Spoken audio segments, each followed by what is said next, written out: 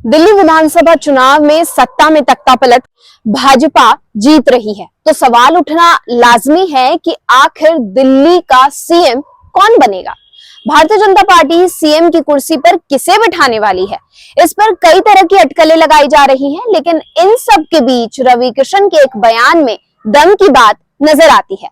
रवि किशन कहते हैं कि ना तो नायाब सैनी को पता था, ना खट्टर साहब को पता था, ना भजन लाल जानते थे, और तो और योगी बाबा को भी नहीं पता था कि वो सीएम बनने वाले हैं।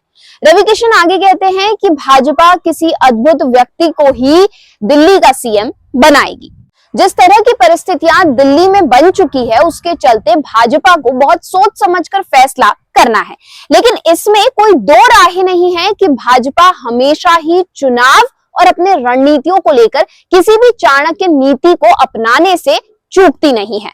भाजपा हर एक चुनाव में वो कर दिखाती है जो विपक्ष की पार्टियां और जनता की सोच के परे होता है। पहले हरियाणा, फिर महाराष्ट्र और अब दिल्ली। चलिए आपको बताते हैं कि दिल्ली के सीएम बनने वाली रेस में जो चेहरे सबसे आगे हैं वो कौन है। प्रवेश वर्मा, रमेश बिधूड़ी, मनोज तिवारी और वीरेंद्र सचदेवा का नाम फिलहाल इस लिस्ट में शामिल है। प्रवेश वर्मा नई दिल्ली सीट पर अरविंद केजरीवाल के खिलाफ चुनाव लड़ रहे हैं। प्रवेश वर्मा दिल्ली भाजपा सरकार में एक ऐसा चेहरा है जो समय समय पर विवादों से भी घिरे रहते हैं। इस सीट पर प्रवेश वर्मा और अरविंद केजरीवाल के बीच सुबह से ही कांटे की टक्कर चल रही थी, लेकिन इसी बीच प्रवेश वर्मा ने केजरीवाल को हराकर इस सीट को अपनी झोली में कर लिया है।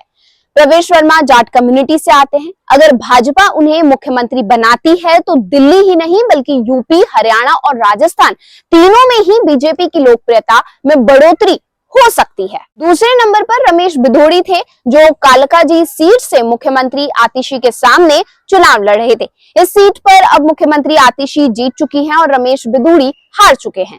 कई लोगों को लग रहा था कि मुख्यमंत्री आतिशी हार जाएगी और इस तरह रमेश बिधूड़ी के नाम मुख्यमंत्री को हराने की उपलब्धि मिल जाएगी, लेकिन हुआ ठीक इसके उलट। तो इससे पता चलता है कि रमेश बिधूड़ी सीएम रेस से अब बाहर है फिलहाल के लिए। इसी नंबर पर आते हैं वीरेंद्र सचदेवा, जो भाजपा के प्रदेशाध्यक्ष हैं और पार्टी की पंजाबी लॉबी को भी रिप्रेजेंट करते हैं। दिल्ली में मूल रूप से पंजाबी वोटर की बहुतायत रही है। पंजाबियों को साधे बिना दिल्ली पर कभी भी राज नहीं किया जा सकता। दिल्ली में अगर भाजपा जीतती है तो यही कहा जाएगा कि उनके नेतृत्व में बीजेपी ने ये कमाल कर दिखाया है। चौथे नंबर पर आते हैं मनोज तिवारी, जो दिल्ली भाजपा में सबसे चर्चित चेहरे रहे हैं। भोजपुरी फिल्मों का हीरो होना उनका प्लस पॉइंट है। दिल्ली के पूर्वांचली समाज में वो बीजेपी में सबसे बड़े नेता बनकर उभरे हैं। मनोज तिवारी की बॉडी लैंग्वेज भी अलग अलग मौकों पर खुद को दिल्ली का सबसे बड़ा नेता के रूप में दिखाने वाली रही है।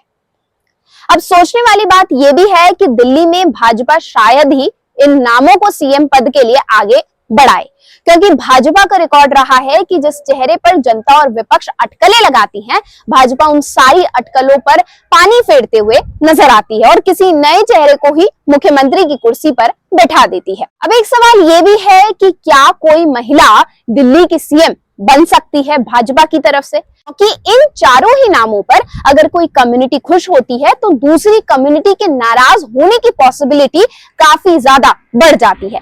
ऐसे में अगर किसी महिला को सीएम पद की कुर्सी पर बिठा दिया जाता है तो बात बन सकती है। अब आखिरी बात यह है कि भाजपा के पास क्या कोई ऐसी महिला कैंडिडेट है जो सीएम बनने के योग्य हो, जो आगे चलकर भी भाजपा के लिए लायबिलिटी से ज्यादा एक असेट बन सकती है। इसमें बांसुरी स्वराज, मीनाक्षी लेखी और स्मृति ईरानी का नाम लिया जा रहा है। बाकी भाजपा किसे सीएम बनाएगी, अब ये देखना दिलचस्प रहेगा।